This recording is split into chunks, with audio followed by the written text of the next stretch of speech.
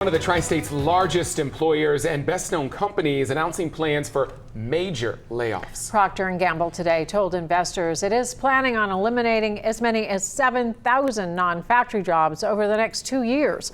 Local 12's James Pilcher has been on the story all day and joins us with a look at why the company is making the cuts now and what the impact could be. James?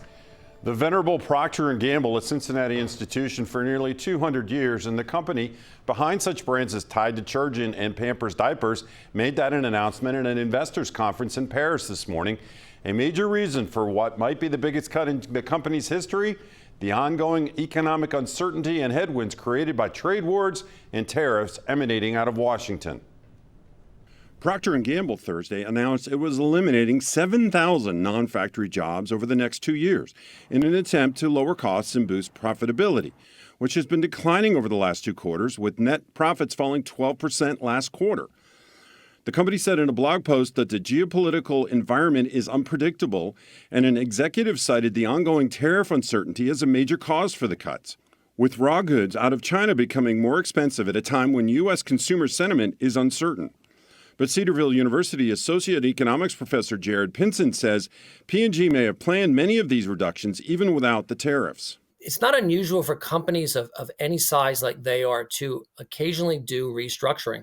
The consumer is different now than they were 5 years ago, let alone 10 years ago. Founded in Cincinnati in 1837, P&G employs about 108,000 workers worldwide, including about 10,000 at separate sites throughout the tri-state. Lauren Worley worked there for 5 years and says these are the largest cuts for P&G in at least 40 years. It is not just one small reaction to just any of the business environment now. It's actually a reaction to very direct things that are happening in the economy right now. The company is not yet giving specifics on which area will see what cuts.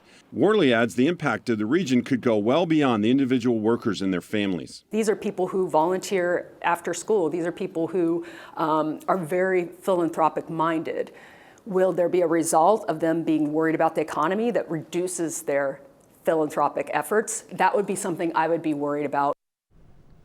I reached out to the company for further comment or information, but a spokesman there declined, instead referring us to the blog entry that announced this move. I've linked to that inside my story on local12.com and our free Local 12 News app. Back to you guys. And Wall Street did not react positively to P&G's announcement, with the company's stock closing at $162.80 a share, down more than $3, 1.9%.